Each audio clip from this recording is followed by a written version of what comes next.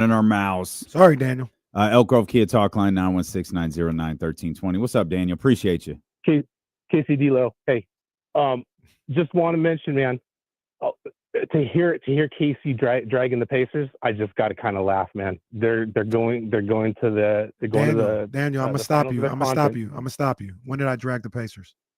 It sounds like you are. You're listening to the wrong show.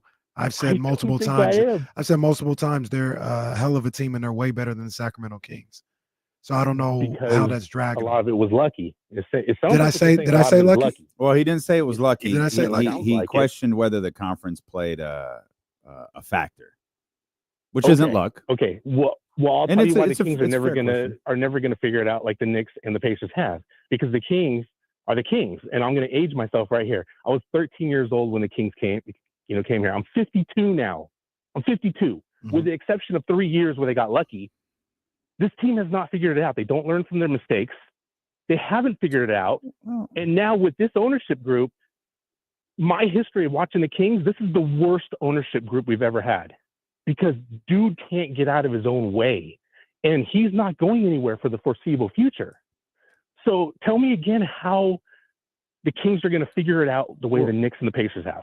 Well, Daniel, I don't think we can, because that wasn't fair. Like they got lucky for 3 years. Like, come on, man. None of that was fair. If you said the Kings have been mostly a bad franchise since that's perfectly fair. But to say they got lucky for 3 years, no, Jeff Petrie built a title contender. As a shoot, they went to the playoffs for 8 straight years. Jeff Petrie traded one of the most popular players, one in the city at the time, two that the city's ever seen, to take a step forward. He made difficult decisions with this team. He went when it looked like things were weighing. He went and got Ron Artest. He did it twice. Mitch Richmond. Yeah, that's not fair, man. Jeff, it wasn't luck. Jeff Petrie built a title contender here. And Daniel, I can guarantee you, I don't even know. And Daniel's cool. I don't have no problem with him. But that's our guy. I can guarantee you, Daniel, 3 years ago, going into the 2023 season, was saying they'd never make the playoffs with Vivek as an owner. This is where I come in, and it's not about optimism. It's, once again, you want to talk about being real. It's real life. The Kings will be good. They will be good at some point. Every team in sports ends up being good. It might be when Reese and Gunnar are having kids, but it might be. It might be the case, right? But they will be a good team again. And they will be a good team with Vivek as the owner. I can't tell you when that's going to be. I can almost promise you it won't be 17 years again. Mm-hmm. That was like a crazy anomaly.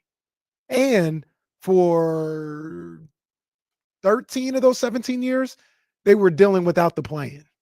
So now the odds are even better that they'll get back into it. But that's what I'm not a fan of, because now you're speaking emotionally, which is okay because we're all fans. Absolutely. That's what fans do. And then you're just kind of speaking irrationally.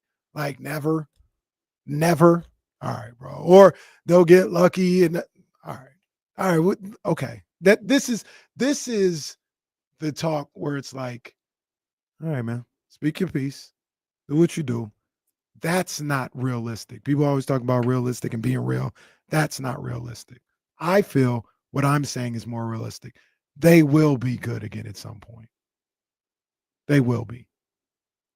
Could be 5 years. Could be 5 months. It could be 10 years. It could be 10 months. I don't know. But to say never, that's ridiculous. Well, if it's not this year, this conversation is going to be had again. Mm-hmm. And if it's not the year after that, this conversation is going to be had again. Or the year after that, it's going to happen again and again and again. And then there'll be some semblance of, we might have this figured out. And I think that's another thing that Kings fans are antsy about, is we don't exactly know where this team is going. Right? Like we see the roster, and I'm of the belief, I've asked him, and I've asked different people this question. I don't know that you and I have talked about it. I think we have. Mm-hmm. We all weren't wrong I think this team underperformed. Now, to what degree?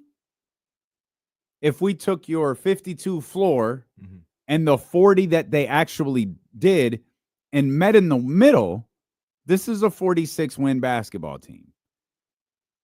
I could stomach that. I told you, I was like, I just really like them to get the 41 win. I don't know. It just feels better to not. You're a 500 team. You're not a losing team. Like, I'm not even asking for 42. I'm just asking for 41. It's I think there's a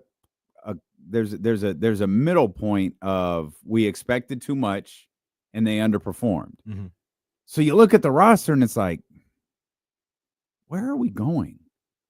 And everyone has resigned to the fact that DeMar DeRozan is being traded for whatever reason. That's how everybody feels, and it's fine because it's I don't know that maybe it's just talking. I'm not sure, but everyone has resigned their I don't know if it's their hopes on a DeMar DeRozan trade or if a DeMar DeRozan trade is step one of something they plan on doing or what? I think it's partly because when the De'Aaron Fox stuff was going down, DeMar DeRozan was, I think, on Lou Williams' podcast and said, yeah, if De'Aaron gets traded, I've got to rethink some things because he was one of the reasons I came here. So I think there was an understanding when De'Aaron got traded that like, oh, DeMar's gone next year too. Okay. I think. It could be. Yeah, that's fair. Could be the case. Kyle, I forgot Kyle was here. Kyle.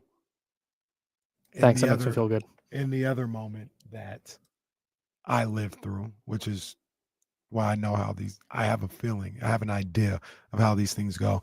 Kyle, how many times after Tom Sula's year did you hear the Niners will never be good with Jed York as the owner? Oh, so many. He just doesn't know what he's doing. He can't get out the way. He can't let his ego get out the way. Now, maybe he may have learned some stuff. Like Sure. He may not be the same owner that he was after he filed. Matter of fact, I'm confident saying he's not the same type of person and owner that he was after firing Jim Harbaugh. He learned from those situations. But the sentiment is still the same. The sentiment that you can never win with Jed York as the owner was ridiculous. Like, it's ridiculous. And I believe it's ridiculous with Vivek. I think I think you're probably you're right in that sense. I think saying you'll never win with this guy as the owner is probably too extreme. But with Jed, he chose Trent Baalke over Jim Harbaugh, the winningest coach in team history, who had gone to 3 straight NFC title games plus a Super Bowl and had a down year, and then they fired him. And then they hired Jim Tomsula, who was not qualified for the job, fired him after 1 year, then picked up Chip Kelly, who was worse. They go 2-14, and it was like, oh, this guy's just he's going to fire another head coach. You can't trust him to hire another guy. He can't get out of his own way, but he did get out of his own way. He said, I'm going to bring in Kyle Shanahan. Kyle, who do you want to be the GM? John Lynch. Great. There's that. I'm out. And he stepped aside. He let him struggle in 2017. He let him struggle in 2018. And lo and behold, in 2019, they go to the Super Bowl. I think that's what people are waiting for with Vivek. Like, let them struggle a little bit for a year or two and pick a direction and find a lane and develop some talent and form get some level of cohesion where now they have rebuilt and they have had some struggles and they're building towards success instead of 2 bad years in a row, fire the coach, let's get a new program in here, which seems to be the pattern. So, and I will say, and I understand he doesn't deserve the benefit of the doubt in situations like this, but who's to say he hasn't? He's already done 2 things that he hadn't done before. Hired somebody with experience, not had competing general manager situations. Who's to say he hasn't looked at the last situation that he had with Monty McNair? And you can go back to Vlade Divac, you can go back to Pete D'Alessandro and say, you know what? I'm not hiring a first-time person. I'm not doing that. Let me go get Scott Perry and get a guy that's trusted in this league. The last situation that everybody said. Vlade was a first-time general manager. Monty McNair was a first-time general manager. And Pete was too. And Pete was a first-time general manager. And who's to say he hasn't looked at it and said, I'm not making that mistake anymore. That hasn't worked for me. I'm going to go get somebody established. We talk about the Wes Wilcox, Monty McNair dynamic and how that was a problem. In this situation, you've got Scott Perry as the guy. BJ Armstrong wasn't interviewed or wasn't considered for the job, wasn't up for the job as far as we know. As far as we know, no interviews happened for the job. As far as we know. And he is clearly the second man to Scott Perry. Hired by Scott. Which is different from what we saw before. Not being hired by Vivek. He was hired by Scott. Right. So the results are the only thing that matters. But I could make the argument. I'm just laying out stuff. I'm not really making an argument either way because I only care about wins and losses. But I can make the argument he's already learning from those mistakes. You're presenting the optimistic view. Or it could be realistic. It doesn't have to be optimistic. No, but it could literally be what he did. Like, I'm not making that. It's like, it doesn't have to be optimistic. Sometimes it could be, no, he sat there and said, I'm not making this mistake again. This is what I'm doing. They could be the worst team in the NBA for the next 4 years. Mm-hmm. I only care about the wins and losses, and it could not result in wins. That is very real. I don't know what it's going to result in, but when people talk about the process and what he does, it could just be that he said, hey, I'm learning from this mistake. By hiring a guy that already worked for him. Or hiring a guy that has experience. Well, he worked here for 3 months. So I get like, you're right. Nothing you're saying is wrong, but I'm also not going to disagree or push back on anybody who's like, I will wait to believe in the Vivek Ranadive ownership group until they hire the right guys to do the right things. Because if they have 4 straight losing seasons, that all comes back to the owner again. Like, oh, hired the wrong guy again. Mm-hmm. So it's easy for me to see where somebody going, yeah, you know what? They haven't done anything with Vivek yet. And I have a hard time believing that they're going to hire the right guy this time. Mm-hmm. Like that's not unreasonable, but it's also, I don't think, unreasonable to go, hey, they did something different, hired a guy with experience. They kept the coach who had a winning record last year in 51 games. So that's a sign of some form of change. Like, okay, that's fine. Yeah. Do we think that Joe and Gavin were good owners? That's always, I guess, a loaded question because they were for a while and then they weren't. Okay. Is that an answer? Because that's why I say, like, because when they first got here, they were great owners. Okay, so we're judging ownership on the success of the team. Yes and no. I think the way, for me, and I didn't know the intricacies of it, but the way they treated this franchise and they tried to hold up this franchise and were willing to invest in this franchise the first 3-4 years that they got here, that's what made them good owners to me. But then what? Then they lost money, and then they started robbing Peter to pay Paul and cutting back on this franchise, and then tried to move it, and then do all this other stuff. Okay, and that's all accurate. And then what? They didn't get that arena built because the city wouldn't pay for it the way they wanted it to. Very true. And then all of a sudden, so again, what are we? Everyone is quick.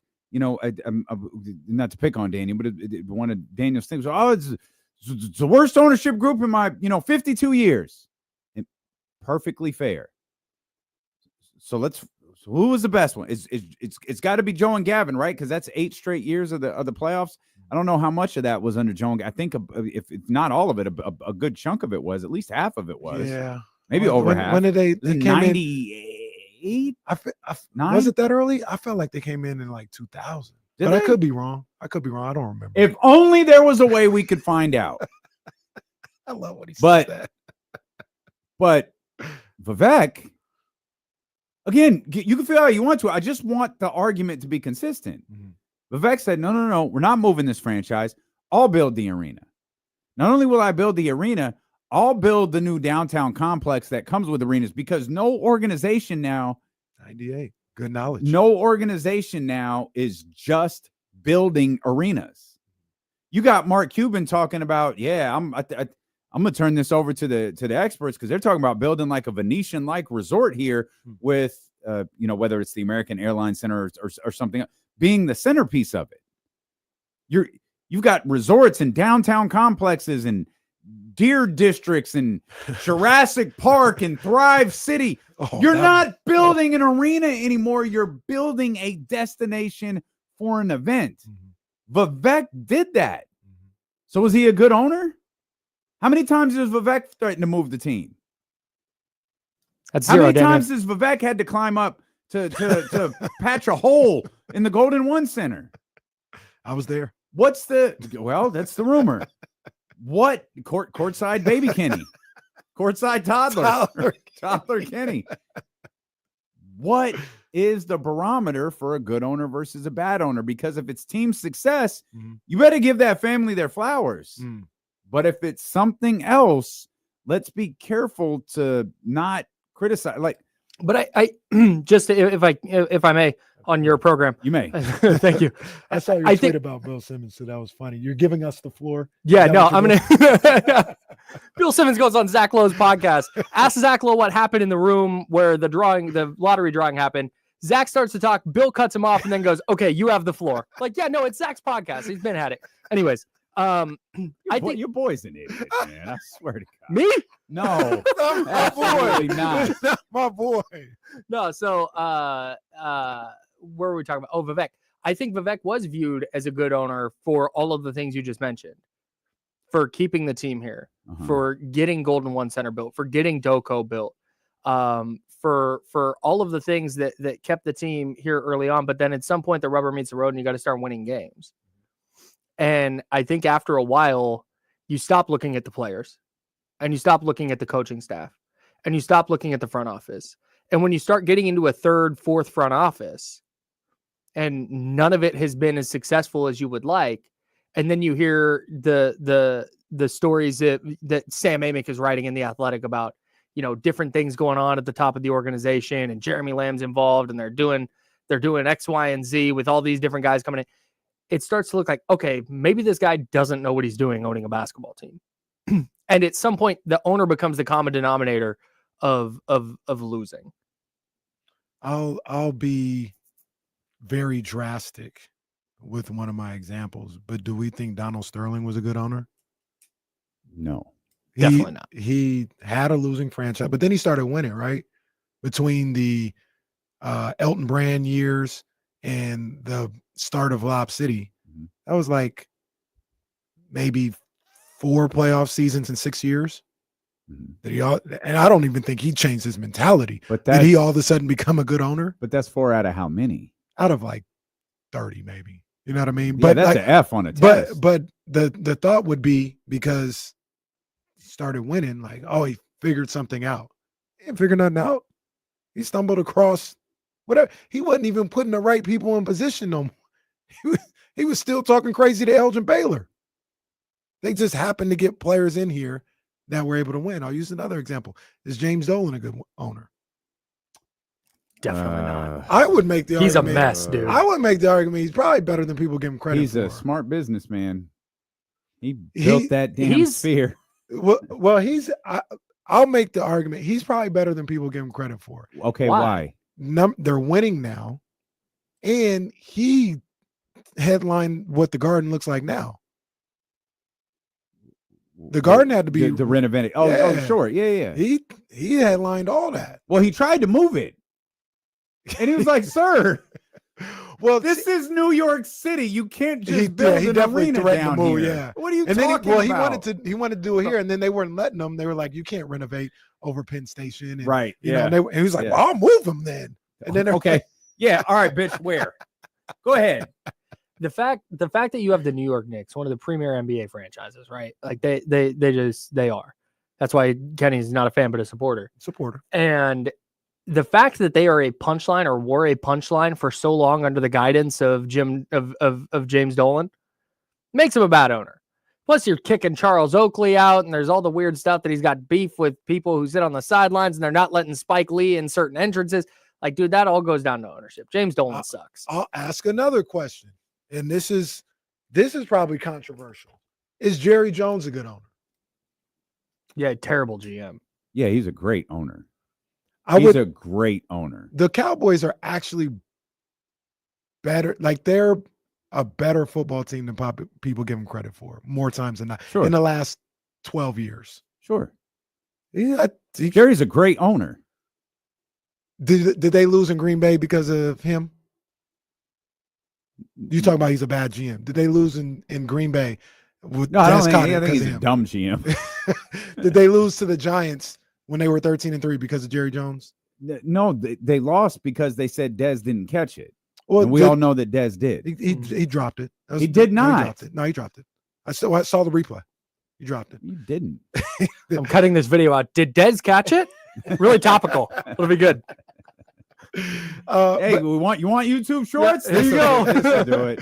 But my whole point is their failures, even when they're good, because number one, you've got to be good in a certain respect to be good, right? Like they're in the playoffs. They have an opportunity to win a Super Bowl. Like that's the Kings make but it. You're asking, I'm sorry. Is he a good owner? Yes, he absolutely is a good owner. I agree. I do think he's a good owner. I even think he's a better general manager than give him credit for. No, he's not a good one. And that's where I come to the point where they're good. Not Dez didn't catch it. They're saying in the chat Dez caught it 100. No, he didn't. He dropped the ball. The ref said so. Okay. Would you say Jerry Jones is a bad owner because he's too busy meddling with football activities? Because isn't that one of the big knocks on Vivek? Do you got his hands too much in the football side of it? But basketball side of it? Jerry's literally the general manager. So, but do you think? But he keeps himself in that position as the owner. Right. That's right. Yeah, he does. Do you think that's why they lose these games in the playoffs? Did they lose to the 49ers because Jerry Jones was meddling? No, because they wouldn't fire Mike McCarthy. They lost no, because the Cowboys were scared. No, because Dak Prescott wanted to take a knee with 3 seconds left and then respike the ball. Oh, Kenny Caraway against taking a knee. You talk about being topical. Cut that. Hey, pal. Right here. Wow. That would have been the first. That would have been the first knee Dak. That would have been the first. Well, I guess on that note, we'll go to commercial. Steve.